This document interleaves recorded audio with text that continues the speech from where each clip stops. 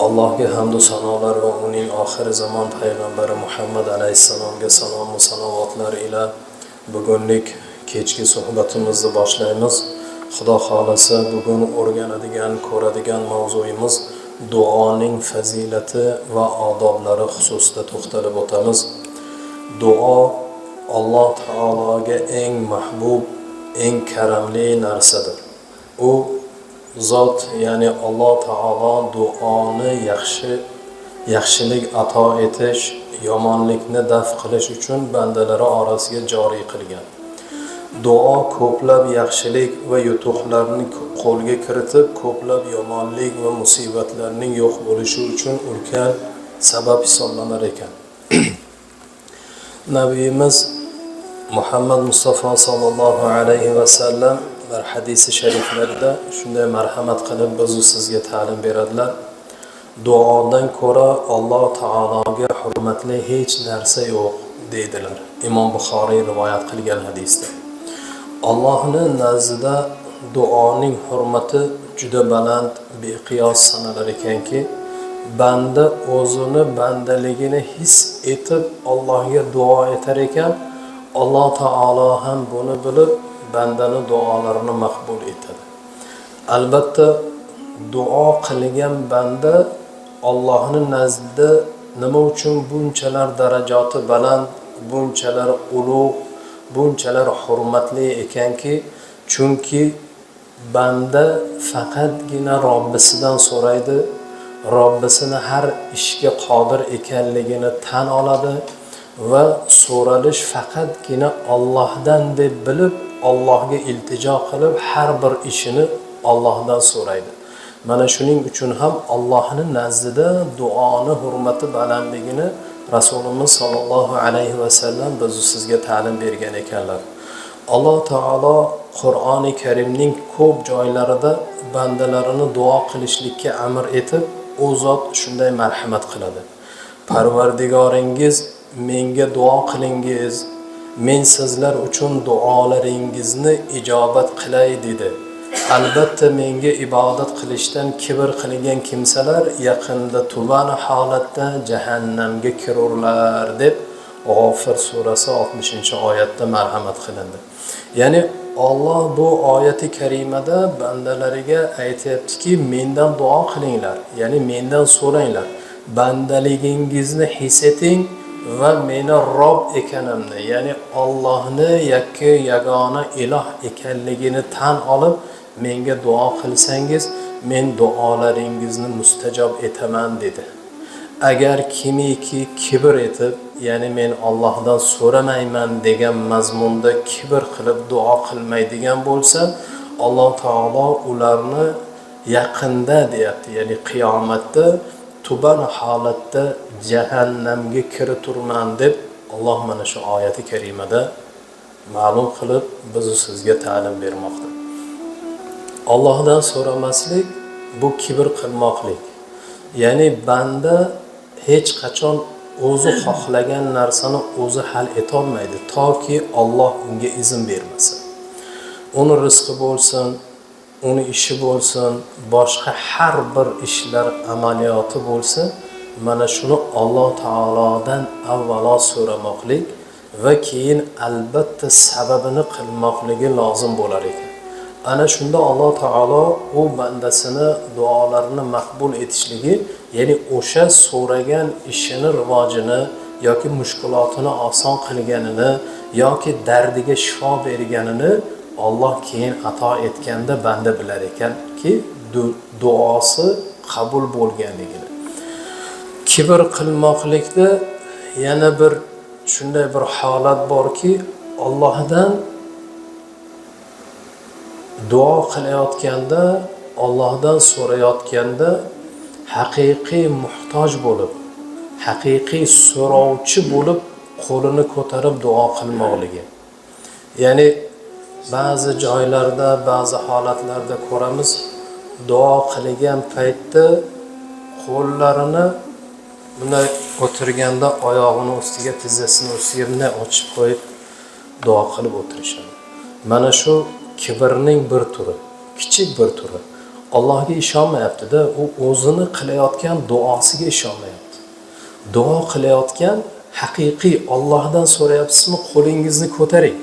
Payg'ambar alayhissalom ham qo'llarini ko'kraklari davomida ko'tarar edilar. Hattoki ba'zi joylarda aytilinadiki, yenglarini ostidan qo'ltiq tomonlari ko'rinib turardi deydi. Mana shunday bir holatda qo'llarini ko'tarib Allohga iltijo qilganlar. Vaholanki Rasululloh sallallohu alayhi va sallamning duolari maqbul duo edi.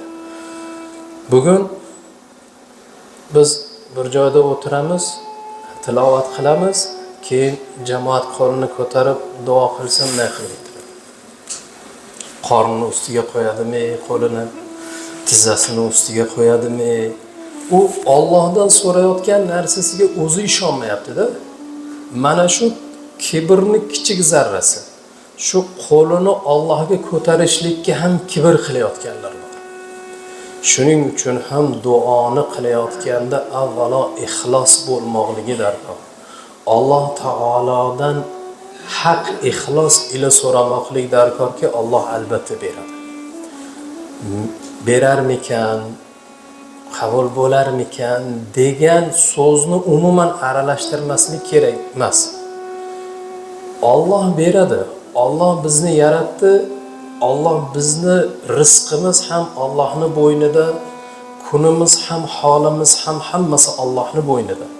Shuning uchun faqatgina biz bandaligimizni tan olib Allohga ibodat, Allohga duo qilmoqligimiz zarur. Mana shunda Alloh taolo so'raganini beradi. Ustozlarimiz bizga shunday ta'lim berishgan edi. Ya'ni duo qilayotganda yosh bola kabi bo'lgin dedilar. Nima uchun deb so'raganimizda shunday der edilar.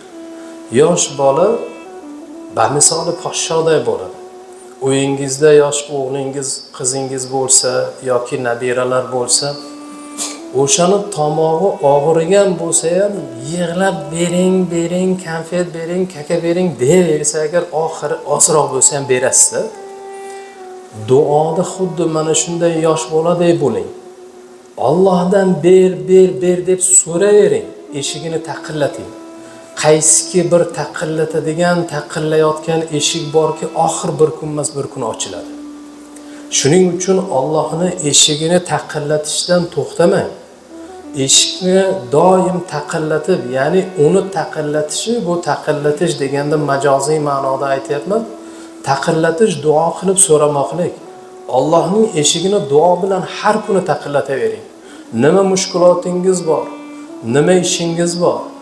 Nima so'ramoqchisiz? Sizga nima kerak? Dardlarga shifo kerakmi? Ishlarga rivoj kerakmi?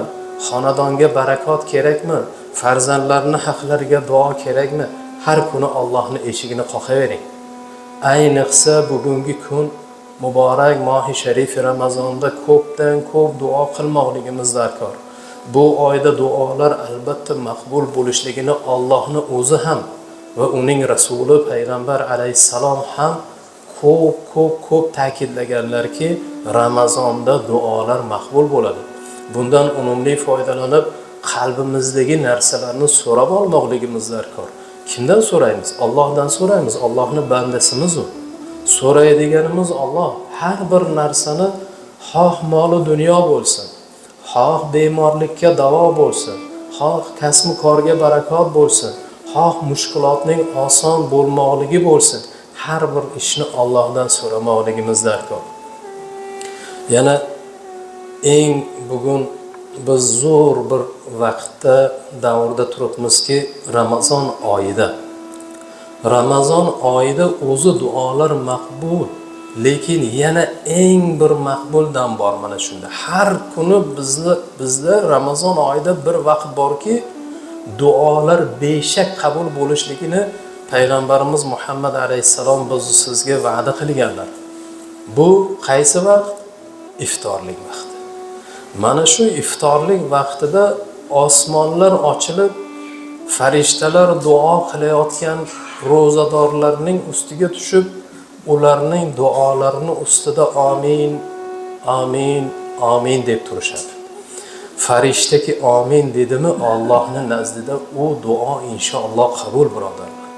Shuning uchun iftorlik paytida nafaqat og'iz ochar duosi, o'sha og'iz ochar duolaridan oldinroq qalbingizdagi har bir narsaki bor Allohdan so'rab duo qilavering. Mana shunda siz yutgan bo'lasiz. Allohning nazdida duolaringiz qabul bo'lgan bo'ladi. Buni men aytayotganim yo'q yoki bir boshqa bir din xodima, imom, domla yo'q. Buni payg'ambarimiz alayhissalom biz sizga ta'lim berganlar. Bu Rasulullohning va'dalari. Duoning mana shu paytda maqbul bo'lishligini payg'ambar alayhissalom aytdilarmi? Demak, shak shubhasiz mana shu narsaga ishongan holda duo qilmoqligimiz darkor. Iftor qilayotgan paytda bir 5 minut oldin qo'lingizni ko'taring. Dasturxon oldida turamiz. Ovqat, taomlarni tayyorlagandan keyin ahli oila bilan ota-ona, farzandlar, nabiralar, bolalar bilan birga dasturxon ustida o'tirganda, hali misol uchun 20 ta o'tganda og'iz ochish bo'ladigan bo'lsa, siz 15 tada qo'lingizni ko'taravering. Bolalar bilan, ahli oila bilan qo'lingizni ko'tarib Allohga nido qilavering. Ya Rabbi, mana biz seni roziligingni umid qilib roza tutyapmiz. Roza tutganlarni va ayniqsa iftorlik vaqtidagi duolarni qabul bo'lishligini o'zing va'da qilgan ekaning. Rasuling Muhammad alayhissalom va'da qilganlar. Mana shu va'daga muvofiq senga qo'limizni ko'tarib duo qilyapmiz. Parvardigor, xonadonimizga fayz bergin, barakot bergin, balo, qazo, ofat, kulfatlarni uzoqlashtirgin.